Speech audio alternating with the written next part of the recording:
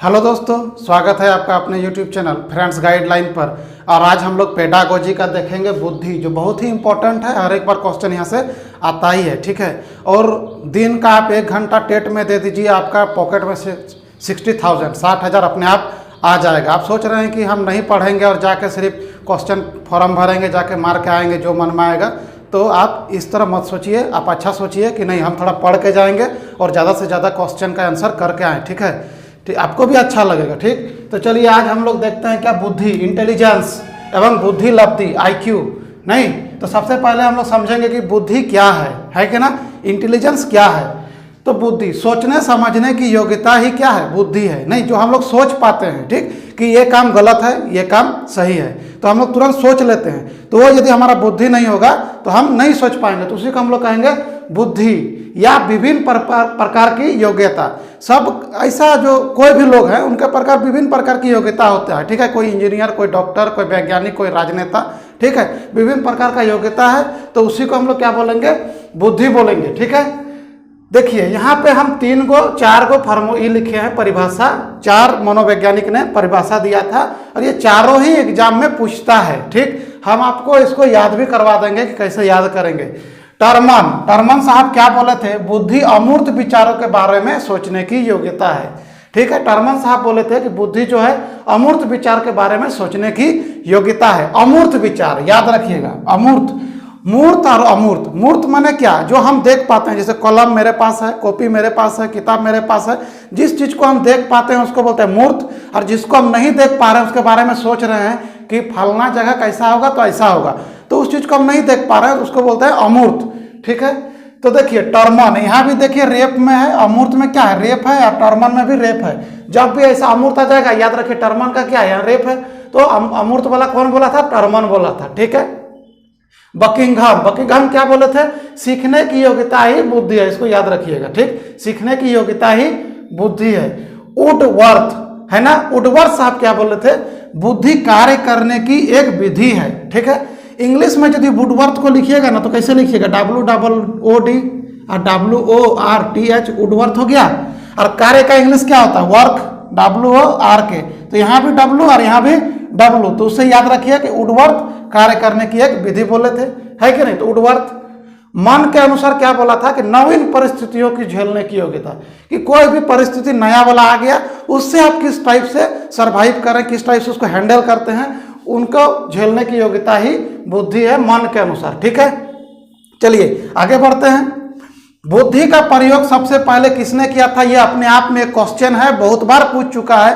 तो बुद्धि का प्रयोग सबसे पहले फ्रांसिस गोल्टन है ना, 1885 में ही कर दिए थे। बुद्धि का प्रयोग सबसे पहले किसने किया था, आपका क्वेश्चन रहेगा। तो फ्रांसिस गोल्टन, ये इंग्लैंड के थे, ठीक है, फ्रांसिस गोल्टन। समझ में आ गया। चलिए बुद्धि क्या है, बोलेगा बुद्धि कैसा है, तो बुद्धि अमूर्त होता है, ठीक है। बुद्धि कैसा होता है, तो बुद्धि अमूर्त होता है। आप जो हम लोग पढ़ते हैं तो स्मार्ट तरीका से पढ़िए, कि कितना पढ़ लें आपका काम हो जाए। इसी को पढ़ने के लिए ना 20 चैप्टर 40 चैप्टर पढ़ना होगा, लेकिन हम लोग उतना नहीं पढ़ेंगे जितना में काम हो जाए। पढ़ाई को हमेशा स्मार्ट तरीका से पढ़िए, ठीक है। तो बुद्धि अमूर्त है। बुद्धि कैसा है क्वेश्चन रहेगा, तो बुद्धि अमूर्त है, एब्स्ट्रैक्ट है, ठीक है। बुद्धि के प्रकार, तो बुद्धि का 3 प्रकार दिया था। कौन दिया था, थॉर्नडाइक एवं गेटेट, याद रखिएगा। थॉर्नडाइक एवं गेटेट के अनुसार बुद्धि का 3 प्रकार है, 3 प्रकार है, याद रखिएगा, ठीक। एक होता है मूर्त बुद्धि, इसमें कौन कौन आ जाते हैं, सिंगर, गायक, इंजीनियर, है ना। यंत्र से संबंधित बुद्धि को क्या बोलते हैं, मूर्त बुद्धि। तो बोलेगा जो गायकी करता है वो कौन बुद्धि से रिलेटेड है, सिंगर सब, तो आपको लगाना होगा मूर्त बुद्धि, ठीक है। दूसरा में आता है अमूर्त बुद्धि। इस बुद्धि का संबंध पुस्तक से है ना, पुस्तक से जितना भी रिलेटेड है अमूर्त बुद्धि, है ना। बोलेगा गणित सीख रहा है तो कौन बुद्धि है, अमूर्त बुद्धि, ठीक। सामाजिक बुद्धि, सामाजिक बुद्धि में कौन आते हैं, इस बुद्धि का संबंध समाज से है ना। सामाजिक बुद्धि जैसे नेता हो गया, प्रधान हो गया, है ना, जो समाज से जुड़ा हुआ व्यक्ति है वो सामाजिक बुद्धि के अंतर्गत आते हैं, ठीक है। अब देखते हैं बुद्धि का सिद्धांत, नहीं प्रिंसिपल ऑफ इंटेलिजेंस, ठीक है। चलिए देखते हैं एक तत्व सिद्धांत। क्वेश्चन क्या रहेगा कि एक कारक सिद्धांत या एक तत्व सिद्धांत कौन दिया, है ना।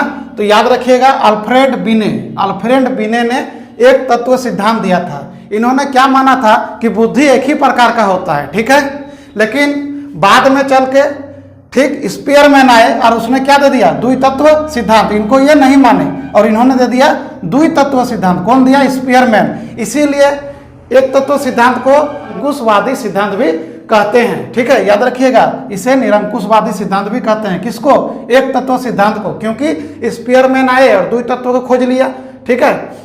फिर बाद में त्रिखंड का भी सिद्धांत कौन दिया, स्पीयरमैन। पहले एक तत्व में क्या बोला था कि आदमी का बुद्धि एक ही तो होता है, फिर ये बाद में आए ये बोले आदमी का बुद्धि 2 ठो होता है, फिर कुछ दिन के बाद यही बोल दिए कि आदमी का बुद्धि 3 ठो होता है। लेकिन बाद में फिर कौन आया, थॉर्नडाइक। नहीं, तो इससे पहले इनके 2 स्तर को पढ़िए। इन्होंने बुद्धि के 2 स्तर को दिए, ठीक। कौन, स्पीयरमैन। एक सामान्य तत्व और एक विशिष्ट तत्व, ठीक। सामान्य तत्व जन्मजात होता है और विशिष्ट तत्व अर्जित किया जाता है। जैसे सामान्य तत्व, जैसे भूख लगना, बच्चा जन्म लेगा और सभी कोई भी बच्चा हो, कोई भी देश का बच्चा हो, वो पैदा होते ही जो उसका जो जन्मजात गुण है वो लेके ही पैदा होगा, भूख लगना, सोना, ठीक है, ये जन्मजात होता है। लेकिन विशिष्ट तत्व क्या करते हैं, हम लोग अर्जित कर लेते हैं। मतलब डॉक्टर बनेगा, इंजीनियर बनेगा, वो सब हम लोग पढ़ के मेहनत करके अर्जित करेंगे। तो इन्होंने बुद्धि के 2 स्तर बताए थे। कौन, स्पीयरमैन। समझ में आ गया। क्वेश्चन आएगा, एक तत्व का सिद्धांत अल्फ्रेड बिने, 2 तत्व का सिद्धांत स्पीयरमैन, त्रिखंड का सिद्धांत स्पीयरमैन, बुद्धि के 2 स्तर कौन बताए थे, स्पीयरमैन, है ना। सामान्य तत्व कौन बताए थे, स्पीयरमैन। विशिष्ट तत्व कौन बताए थे, स्पीयरमैन। याद रखना होगा। बाद में आए थॉर्नडाइक क्या बोले कि बहुतत्व सिद्धांत या बहुकारक का सिद्धांत। बुद्धि बहुत तरह का होता है, 1 ठो 2 ठो 3 ठो बुद्धि नहीं होता है। और इन्होंने बुद्धि का जो तुलना है वो बालू के ढेर से किया। जैसे बालू रख दीजिएगा एक ढेर में तो कितना गिन पाइएगा, नहीं गिन पाइएगा, उसका लंबाई, चौड़ाई, ऊंचाई, इस तरह से वो तुलना किए। इसीलिए थॉर्नडाइक का बुद्धि का सिद्धांत को बालू का सिद्धांत भी कहते हैं। बोलेगा बालू का सिद्धांत कौन दिया था, थॉर्नडाइक। परमाणुवादी सिद्धांत कौन दिया था, थॉर्नडाइक। बहुकारक का सिद्धांत कौन दिया था, थॉर्नडाइक। समझ में आ गया। चलिए आगे देखते हैं समूह तत्व का सिद्धांत, है ना। समूह तत्व का सिद्धांत कौन दिया था, तो थ्रस्टन। और इनका पुस्तक याद रखिएगा, प्राइमरी मेंटल एबिलिटी, ठीक है, ये पुस्तक आता है, ठीक। इन्होंने 13 तत्व बताए, इनमें 7 को मान्यता प्रमुख माना गया, ठीक है। ये अब हम लोग देखते हैं क्या, बुद्धि लब्धि। बोलेगा बुद्धि लब्धि का जनक कौन, तो स्टर्न। याद रखिएगा, बुद्धि लब्धि पूछ लेता है ऐसे ही, तो स्टर्न याद रखिएगा। तो बुद्धि लब्धि equal to IQ equal to क्या होता है, मानसिक आयु बटा वास्तविक आयु, ठीक है। मानसिक आयु बटा वास्तविक आयु, ठीक। ये बुद्धि लब्धि हो गया, ठीक है। लेकिन क्वेश्चन आ जाएगा बुद्धि लब्धि मापन के जनक, है ना। बुद्धि लब्धि मापन, यहाँ मापन शब्द लग गया तो टर्मन हो जाएगा इसका आंसर, टर्मन, ठीक। तो IQ बराबर अब क्या हो जाएगा, मानसिक आयु बटा वास्तविक आयु इंटू 100। जैसे ही 100 लग जाएगा आप टर्मन मानिएगा। और यहाँ पे देखिए 100 नहीं है, 100 नहीं है, तो क्या मानिएगा, स्टर्न मारिएगा। यदि बुद्धि लब्धि सिर्फ बोल रहा है तो स्टर्न, यदि बुद्धि लब्धि मापन के जनक तो टर्मन। और टर्मन बोलेगा तो 100 लगेगा, ठीक है। IQ निकालने के लिए आपको आएगा, वास्तविक आयु दे देगा, मानसिक आयु दे देगा, या दोनों में से एक को दे देगा और बोलेगा दोनों दे देगा और आपको बोलेगा बुद्धि लब्धि निकालिए, ठीक है। तो आप इस फार्मूला से निकाल सकते हैं, ठीक। आर्मी अल्फा परीक्षण, तो बोलेगा आर्मी अल्फा परीक्षण किससे रिलेटेड है, तो बुद्धि लब्धि, ठीक है, बुद्धि से, ठीक है।